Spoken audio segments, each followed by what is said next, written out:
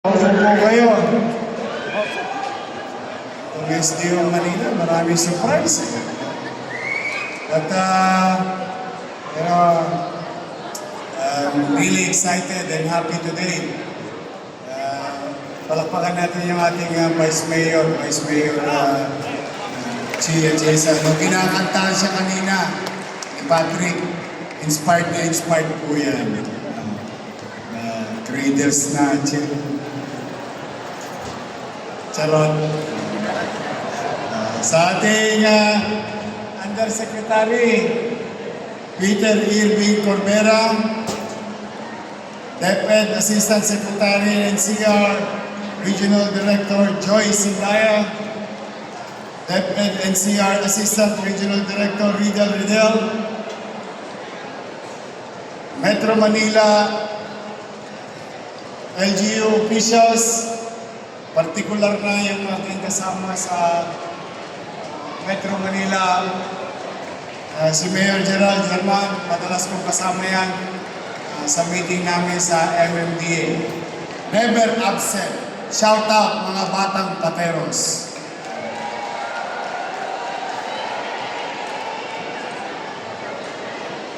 Yung aking anak ng ex-girlfriend ko, na misis ko na ngayon. Wala lang, nagpaalam kanina. Si Joaquin Dumagoso, si konsihal, ay may eskwela yun eh. Kasi yun ang deal namin. Dahil ayoko siyang payagan na tumakbo konsihal. Yan po eh, sa katotohanan. Hindi ko talaga pinayagan yan. Mapilit yung bata. So I met him, nag-meet kami halfway. Sabi ko, eskwela, kung gusto mo, dahil ang pangarap ko sa mga anak ko, silang 5. Simple lang ang hiningi ko sa kanila. Hindi sila kailangan maging valedictorian, salutatorian, o first honor. Ang hiningi ko lang sa kanila, bigyan nila ako ng diploma. Kasi yung bagay na hindi ko nakamit nung ako'y hindi makapag-kolehiyo dala ng hirap ng buhay. So that's why I told him, I will agree, but you have to go to school. Kaya ako nagpaalam yun, may klase ngayon yun. Hahabol siya sa kanyang klase. Si Joaquin Dumagoso, yung konsihal namin sa Tondo. At ang pinakamamahal namin SDO Manila Superintendent, Cheryl Gayola. 10 ng ating assistant directors, the committee, the people behind for today's presentation to the SDO family ng Manila. Palakpakan po ninyo, sila po ang may gawa nito. To the Division Sports Officer, to the 2,400 athletes and delegates, the proud parents, supporters and sponsors. Una po ay magandang hapon sa inyong lahat. Welcome po kayo sa lungsod ng Maynila.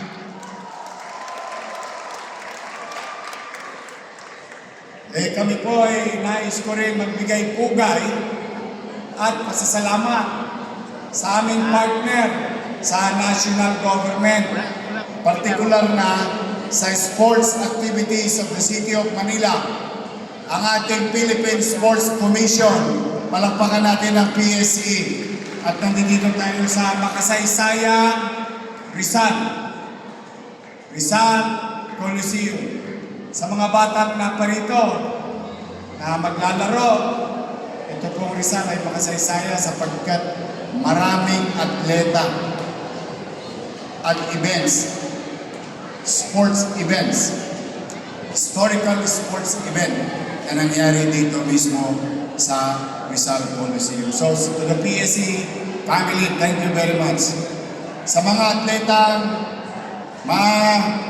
maaaring ang dala nyo ngayong araw na ito ay ang inyong talento.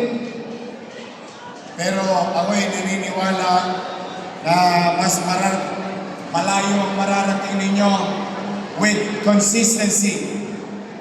Because NCR game is just a stepping board for a bigger picture. And I'm gonna tell you straight, nung araw, shout out nga pala doon sa teacher na ngayon, yung kaklase ko, si Arlan Rabino. Siya ay inilaban namin sa class namin sa palaro. Player siya ng sepak takraw. Meron ba ba ngayon sepak takraw? Every yun. Tondo High School. Ngayon teacher na namin. Dati ring atleta. So, that's what I'm saying. And one of many, like you,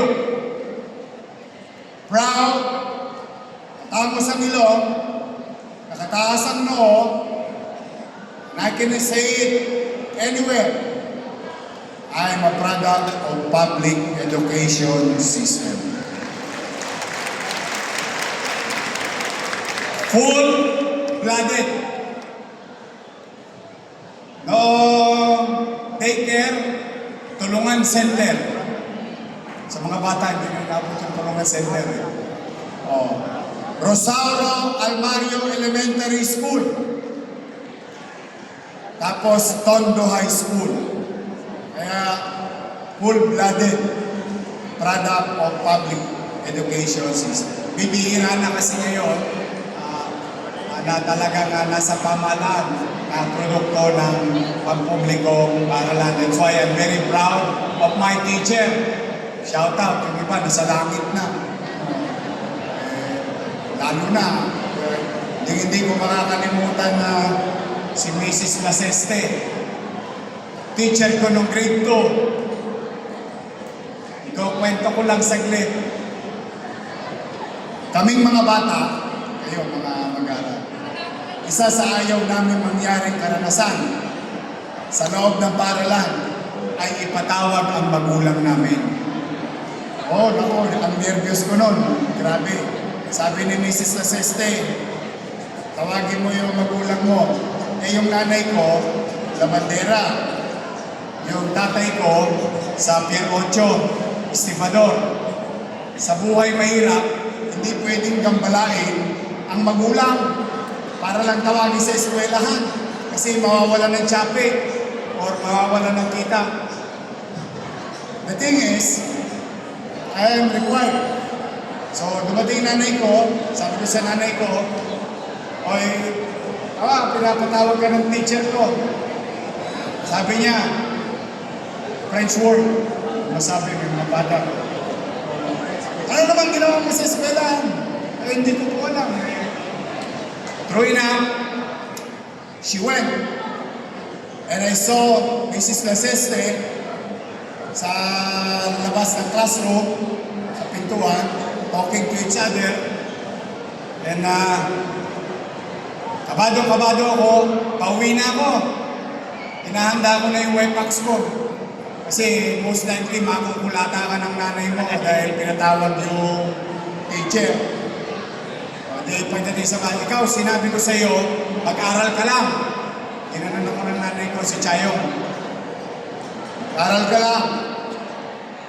Ay, ano ba problema? Sabi ng teacher mo, attend ka raw ng recognition day dahil first honor ka.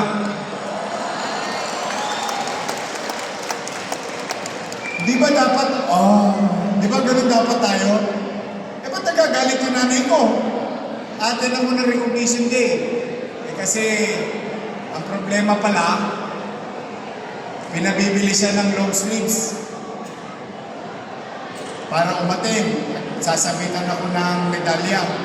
Ang problema, very close sa akin ang public education facility. Ang problema, siyempre wala kaming tsape. Problema yun dahil bibili. Buti na lang, may kapitbahay ako. Babae. Kasing laki ko. Nakahiram ng damit. Ang problema, shoutout sa mga teacher na umabot ng dekada 80, alam nila ito. Yung problema, yung damit ng araw ng babae ng dekada 80, may ruffles. Dito. Ayun ang suot ko. Ayun. Kaya, mga bata, why am I telling these stories to you? This is not crafted by scriptwriter or whoever. This is real life. So while you're enjoying being an athlete, excelling from your sports, never ever forget the reason behind why you belong to the institution. In this case, educational institution. Lagi kayong magpupursige sa pag-aaral. I'm happy and proud of you, and we are excited to host this, but I would like to remind you, the reason behind why you are here is because kayo ay mag-aaral. At the end of the day, today, tomorrow, the day after that, somebody will lose. Tingnan mo yung katabi mo. Sa kanan. Tingnan mo yung katabi mo sa kaliwa. They may lose, and somebody will win. Tingnan mo yung katabi mo sa kanan. Tingnan mo yung katabi mo sa kaliwa. So, some will lose, some will win. That's life. And in failure and adversities, there is a learning curve that you can utilize or use your adversity in your advantage. Kaya gusto namin, gusto ng magulang nyo, gusto ng teacher nyo, ng trainer nyo, ng school nyo, ng principal nyo, ng STO nyo, kayo mag-uwi lahat ng gold medal. But it will never happen. Now, having said that, some will lose, some will win. What is important? The call of the region, of the NCR. One region, one goal. Because you are not competing to others for him or her to lose and for you to win. But you wanted to excel and be the face of NCR as a region to the country later on. Kaya, si Amy ba yun? Uy, Mayora! Mayora Amy. Palakpakan natin si Mayora Amy ng Pasay.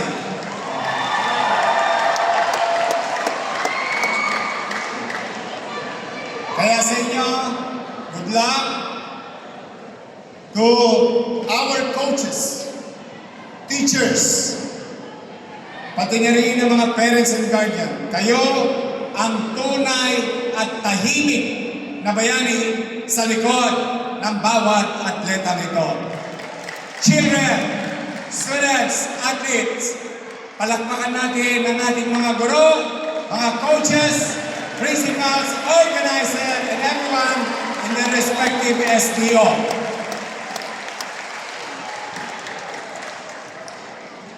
And last, sharing to you. Sabi ko, dito kayo magsisimula. Lalaban kayo sa buong bansa. For all you know, baka maging atleta kayo ng mundo. Why? My ex-girlfriend, na ngayon ay Mrs. ko na, siya po ay member ng Philippine team. Black belt. Taekwondo. Kaya mabait akong asawa. Charot. The Vice Mayor's brother is our representative in the world. Champion din ng Taekwondo, si Ali Atienza. So, even yung sister-in-law ko is the first Olympian, first Olympian when Taekwondo is a demo sports at the time. Eva Bitan. So, yun yung gusto ko makamit ninyo palang araw. But at the end of the day, ulit-ulitin ko, mga bata, mag-aral kayo mabuti. Sayang. Enjoy being an athlete. There is freebies about it. But still, you have to focus through education. It creates more opportunity. Saan ka nakakita, atleta ka na, graduate ka pa. Saan ka nakakita, atleta ka na, honor student ka pa. So there is no impossibility. Kaya muli sa inyong lahat na naparito, in our own little way, through the leadership of our Superintendent, Ma'am Gayola, and to the SDO family of Manila, we'll try our best to make it successful, peaceful, at worth remembering yung inyong pagdako dito sa lungsod ng Maynila. To our principals who are here, thank you very much for supporting our students. And rest assured that your city government of Manila will continue to invest despite of our minimal resources.